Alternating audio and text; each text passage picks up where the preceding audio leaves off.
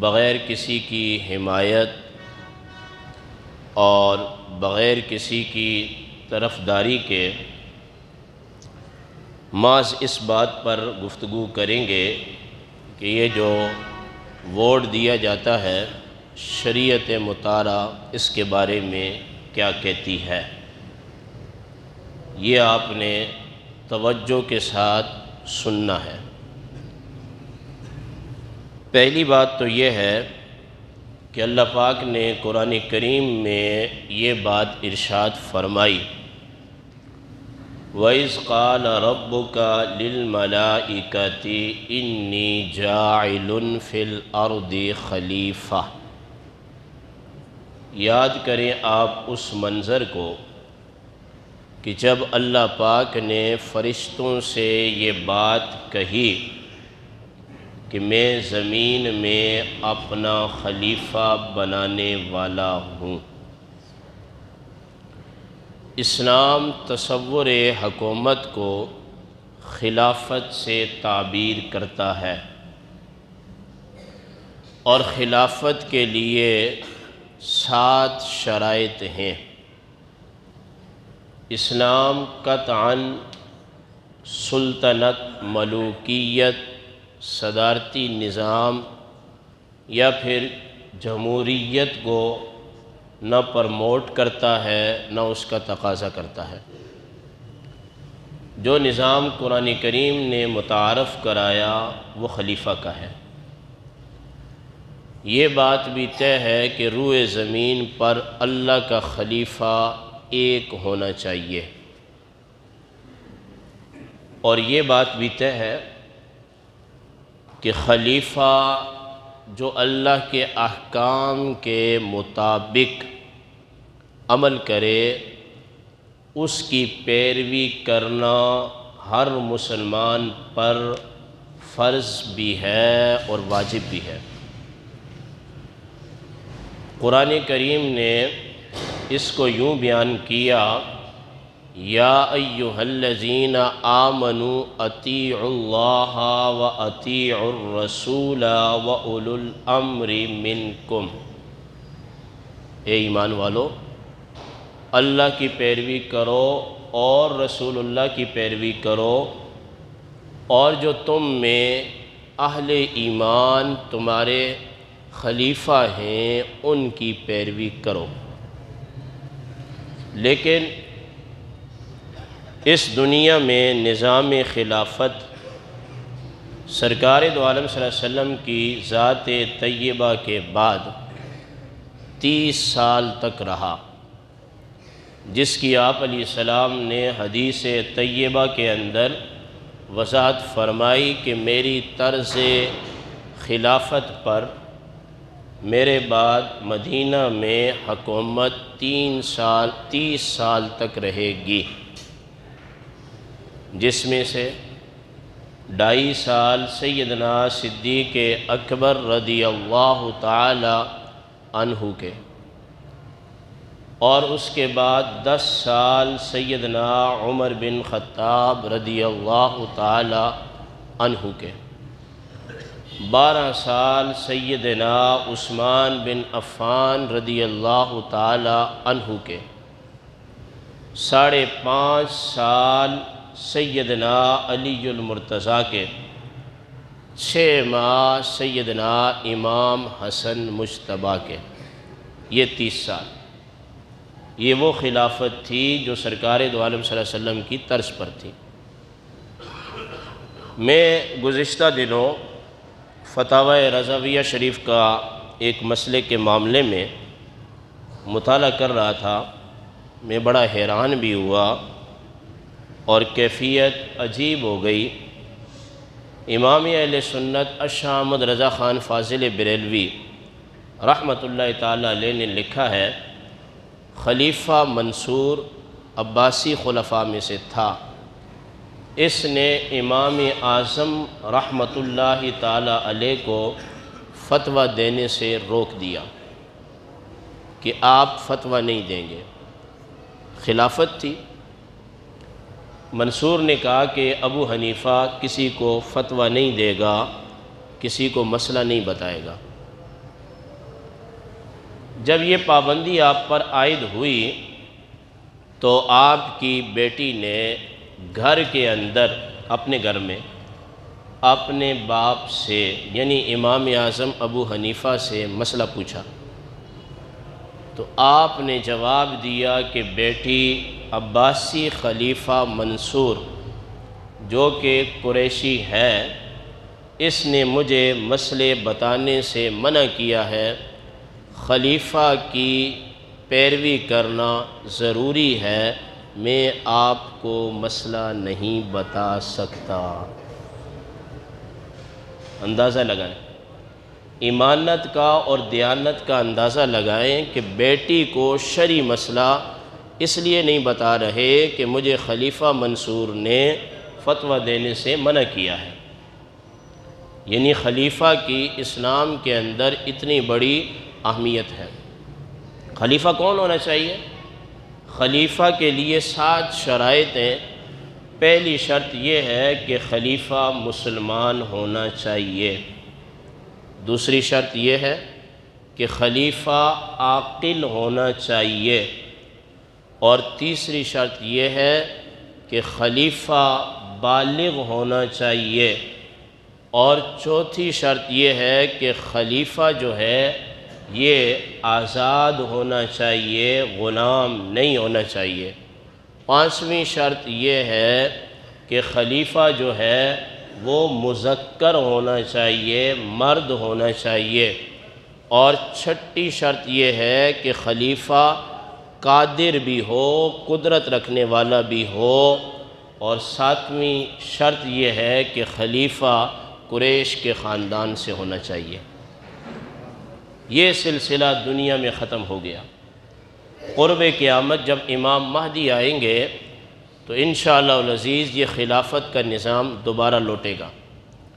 اب دنیا میں یا تو صدارتی نظام ہے یا پھر جمہوری نظام ہے۔ ہمارے ملک کے اندر جو نظام ہے یہ جمہوری نظام ہے، اور اس میں جو ہم اپنے اعلیٰ سطحی کی پارلیمنٹ کے اندر جن لوگوں کو بھیجتے ہیں، قومی اسمبلی میں یا پھر صوبائی اسمبلی میں، ان کو ہم اپنے ووٹ کے ذریعے بھیجتے ہیں۔ وہ جا کر وہاں پر قوانین بھی بنا سکتے ہیں، اور ان قوانین کی ہمارے لیے ضروری ہے کہ پابندی کریں جو شریعت مطالعہ کے مخالف نہ ہوں۔ اب یہ جو ہم ووٹ کاسٹ کرتے ہیں، اس کی شرعی حیثیت کیا ہے؟ دین اس کو کیا کہتا ہے؟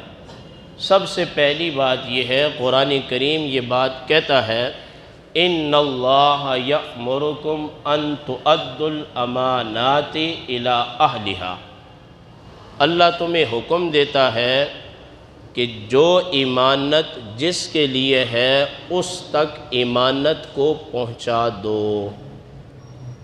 علماء اسلام نے، چاہے وہ کوئی بھی ہوں، ان تمام ہی نے، اور حالیہ دنوں میں مفتی اعظم پاکستان مفتی منیب الرحمن صاحب نے دنیا نیوز کے اندر ایک کالم لکھا، بڑی زبردست تحریر ہے کہ اس کی حیثیت کیا ہے۔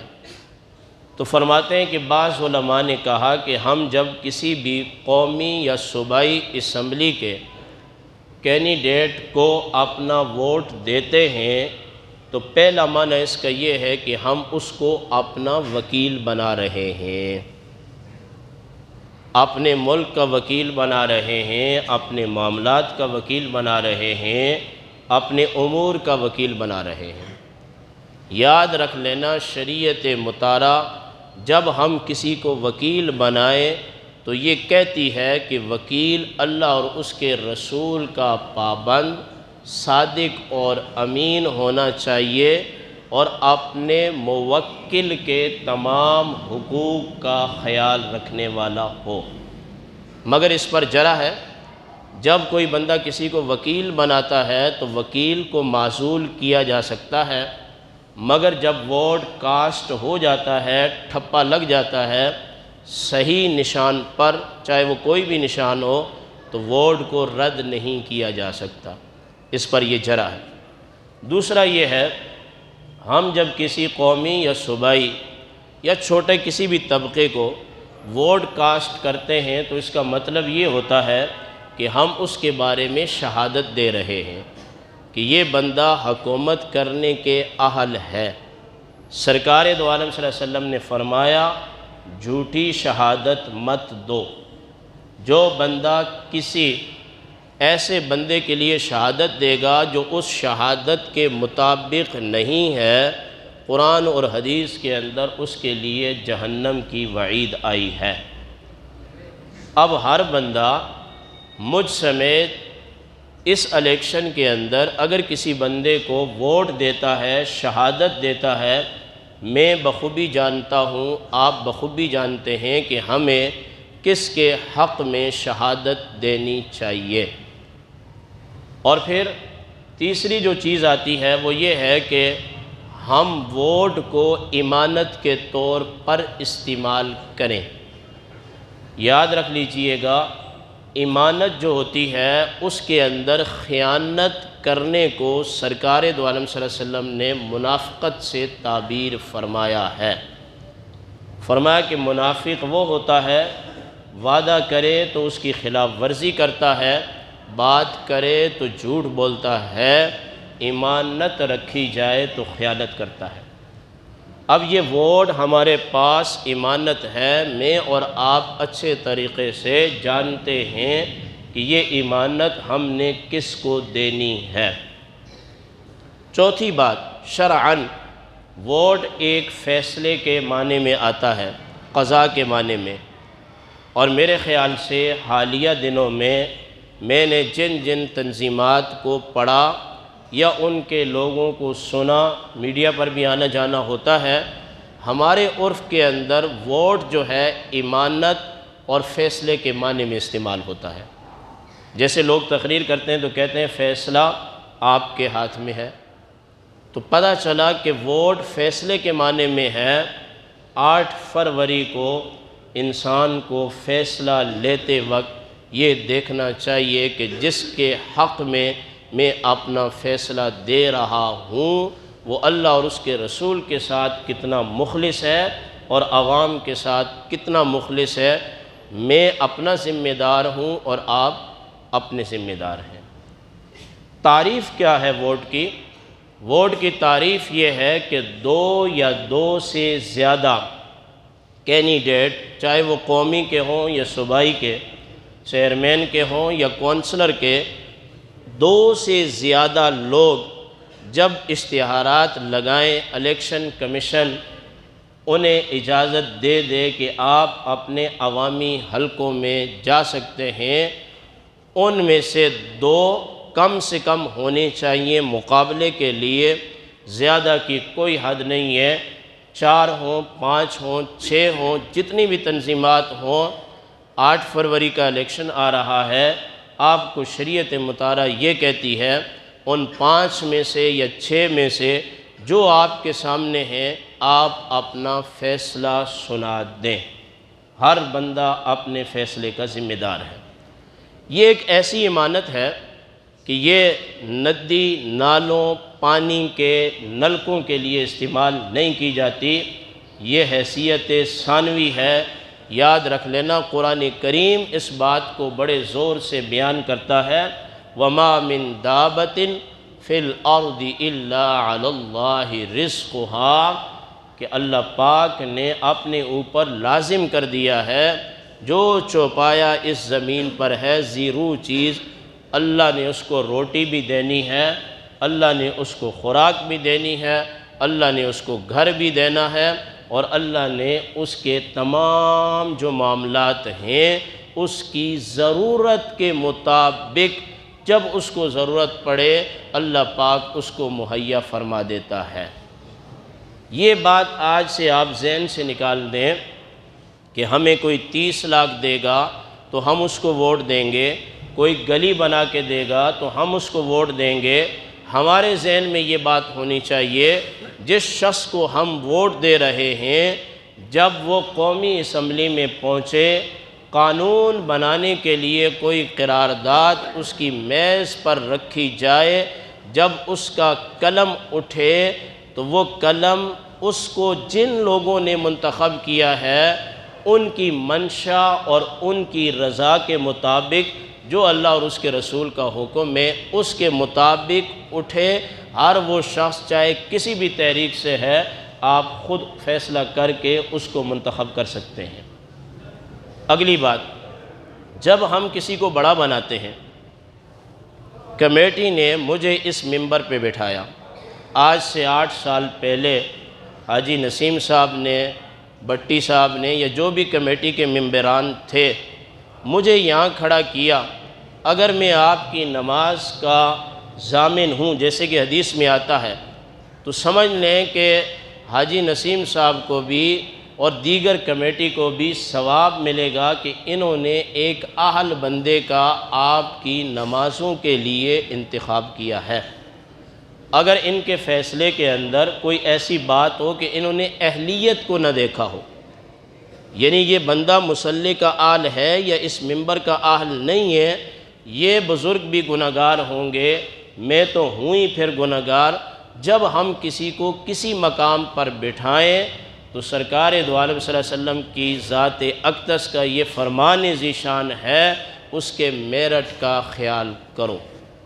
اگر کوئی بندہ چاہے وہ امام کو منتخب کرتا ہے یا مؤذن کو کرتا ہے یا کسی کمپنی کے اندر کسی کی ذمہ داری لگاتا ہے یا پھر اس کو قومی اور صوبائی اسمبلی میں بھیجتا ہے یا وہ کسی کی ذمہ داری، یہ جو کھانا ہوتا ہے لنگر دینی پروگراموں کے اندر، ان کے اندر کوئی لگاتا ہے اور وہ جو لوگ آئے ہوتے ہیں ان کا خیال نہیں رکھتا، وہ پلیٹ میں یا شاپر میں بھر کے لے جاتا ہے اپنے گھر، کسی کے شادی میں، کسی کے بیاہ میں یا کسی بھی معاملے کے اندر، یاد رکھ لینا کہ جن لوگوں نے اس کو لوگوں کے مال کے لیے تقسیم کرنے کے لیے بٹھایا ہے وہ لوگ قیامت کے دن جواب دیں گے۔ بس یہ بات ہے۔ جو بندہ میرٹ پر اور اہلیت کی بنیاد پر فیصلہ نہیں کرتا، تو بخاری شریف کی صحیح حدیث پاک ہے، سرکار نے فرمایا اذا وسد الامر، جب معاملے کو سونپا جائے الی غیر اہلہ، ایسے بندے کی طرف جو نہ اہل ہے، فانتظر الساعہ، تو تم کیا کرو؟ قیامت کا انتظار کرو۔ آج کے جمعۃ المبارک میں پیغام یہ ہے کہ آپ اور میں اپنا فیصلہ دیانت کی بنیاد پر، صداقت کی بنیاد پر، ملک کے ساتھ مخلصی کی بنیاد پر، اسلام کے ساتھ مخلصی کی بنیاد پر ہم اپنا فیصلہ ضرور کریں، چاہے وہ کوئی بھی ہے، چاہے وہ بلے والا ہے، کتاب والا ہے، تیر والا ہے، شیر والا ہے، کرین والا ہے، وہ کوئی بھی ہے۔ میرے مقتدی ہونے کے ناطے سے میری اور آپ کی ذمہ داری یہ بنتی ہے کہ ہم دنیا کی لالچ کے لیے نہیں، کل قبر میں ہم یہ جواب دے سکیں کہ مولا ہم نے اس کے حق میں پرچی ڈالی ہے، صرف تجھے دیکھا ہے، تیرے محبوب کو دیکھا ہے، وطن عزیز ملک پاکستان کو دیکھا ہے۔ اللہ پاک اس ملک کی حکومت ان لوگوں کو نصیب فرمائے جو اللہ اور اس کے رسول کے معاملے میں مخلص ہوں اور عوام کے ساتھ مخلص ہوں، اپنے اداروں کے ساتھ مخلص ہوں، ہمارے ملک کی پرائیویسی کے ساتھ مخلص ہوں۔ اللہ پاک ان کو ہماری گردنوں پر قابض فرمائے۔ وآخر دعوایا ان الحمدللہ رب العالمین۔